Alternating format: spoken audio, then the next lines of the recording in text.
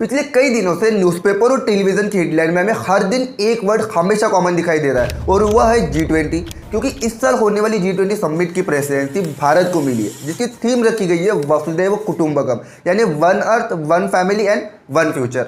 भारत को G20 की presidency यानी अध्यक्षता मिलने के बाद ये दावे मजबूत होते जा रहे हैं कि क्या भारत ग्लोबल लीडर के रूप में उभर रहा है। लेकिन सबसे पहले यह समझते हैं कि ये G20 है क्या इसके फायदे और ये G20 समिट हमारे लिए क्यों इतनी इंपॉर्टेंट है, सब कुछ डिटेल में डिस्कस करेंगे इसी एक वीडियो में। अगर आप हमारे चैनल पर नए हैं तो चैनल को सब्सक्राइब करें और वीडियो को अपने दोस्तों के साथ भी शेयर करें। Global decision making must be democratized. I welcome you to India for the G20 Foreign Ministers meeting.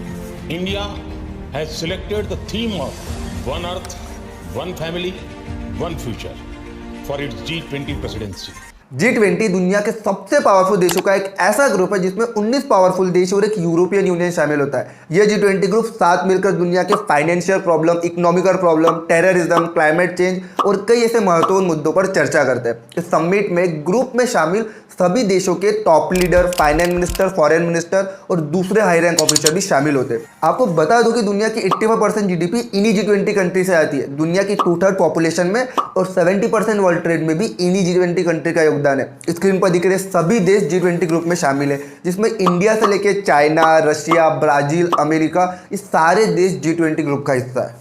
इसमें सबसे इंपॉर्टेंट बात यह है कि G20 ग्रुप की प्रेसिडेंसी इस साल भारत को मिली है। इस वक्त दुनिया के पावरफुल देशों के टॉप लीडर हमारे देश में। लास्ट ईयर G20 की प्रेसिडेंसी इंडोनेशिया कर रहा था, वही इस साल 2023 तक ये प्रेसिडेंसी भारत को मिली है। वही 2024 के लिए G20 ग्रुप की प्रेसिडेंसी ब्राजील को मिलने वाली है।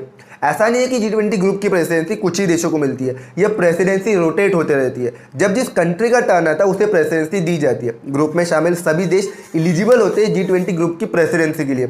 अब यहाँ तक आप समझ गए होंगे कि G20 है क्या। अब इस समझने की कोशिश करते हैं कि G20 ग्रुप को क्यों बनाया गया था। 1999 में जब G20 को बनाया गया था तब G20 में केवल फाइनेंशियल प्रॉब्लम पर चर्चा की जाती थी, जिसमें दुनिया के फाइनेंस मिनिस्टर आते थे और अलग अलग फाइनेंशियल प्रॉब्लम पर चर्चा करते थे। लेकिन 2008 में इकोनॉमिक क्राइसिस के बाद G20 ने इन सारे इशू को सीरियस लेना शुरू कर दिया और एक ऐसा प्लेटफॉर्म बन गया जो दुनिया की अलग अलग समस्याओं पर चर्चा करता हो। न केवल इकोनॉमिक प्रॉब्लम बल्कि terrorism, global health, climate change और कई ऐसे इंपॉर्टेंट इश्यूज को समिट में डिस्कस किया जाता है। G20 का मेन ऑब्जेक्टिव वर्ल्ड के इकोनॉमिक चैलेंजेस को फेस करना और कंट्री के इकोनॉमिक पिलर को स्टेबल बनाए रखना है, ताकि फ्यूचर में हमें किसी भी फाइनेंशियल क्राइसिस को फेस ना करना पड़े। साथ ही G20 ग्लोबल इकोनॉमिक ग्रोथ और सस्टेनेबल डेवलपमेंट को अचीव करने पर भी ध्यान देता है। लेकिन इस साल होने वाली यह G20 समिट हमारे लिए क्यों इतनी इंपॉर्टेंट है? क्योंकि G20 को इस बार भारत आयोजित कर रहा है, इसलिए भारत के पास एक अलग पावर है कि वो G20 ग्रुप में शामिल 20 देशों के अलावा दूसरे देशों को भी ऐसे गेस्ट के रूप में इन्वाइट कर सकता है, जिससे हमारे दूसरे देशों के साथ फॉरेन रिलेशन बेहतर हो गए। भारत ने बांग्लादेश, नीदरलैंड, यूएई, इजिप्ट और कई देशों को ऐसे गेस्ट के रूप में G20 समिट में शामिल होने के लिए इन्वाइट किया। यह एक साल हमारे लिए काफी अपॉर्चुनिटी क्रिएट कर सकता है, जिससे हम सुपर पावर कंट्री के रूप में इमर्ज हो सकते हैं और ग्लोबली अपनी लीडरशिप एस्टैब्लिश कर सकते हैं। क्योंकि इस एक साल तक दुनिया के सभी देशों की नजरें भारत पर होगी और एक अच्छा प्लेटफॉर्म है हमारे लिए यह बताने के लिए कि हम कौन है और क्या कर सकते हैं। इस साल होने वाली G20 समिट में इंडिया की मेन प्रायोरिटी इन सारे टॉपिक पर होगी, जिसमें ग्रीन डेवलपमेंट, क्लाइमेट चेंज जैसे टॉपिक पर डिस्कस किया जाएगा। साथ ही G20 समिट भारत के जीडीपी ग्रोथ के लिए भी एक एक्स फैक्टर साबित हो सकती है। ऐसे में ये हमारी जिम्मेदारी है कि हम इन अपेक्षाओं से कई बेहतर करके दिखाएं और अपनी संस्कृति और सभ्यता का परिचय पूरी दुनिया को दे और भारत को एक पावरफुल कंट्री के रूप में दुनिया के सामने पेश करें। उम्मीद करता हूँ इस एक वीडियो से आपको इन्फॉर्मेशन अच्छी मिली हो। ऐसे इन्फॉर्मेटिव वीडियो देखने के लिए सब्सक्राइब करें हमारे चैनल को और वीडियो को अपने दोस्तों के साथ भी शेयर करें। मिलते हैं अगले वीडियो में।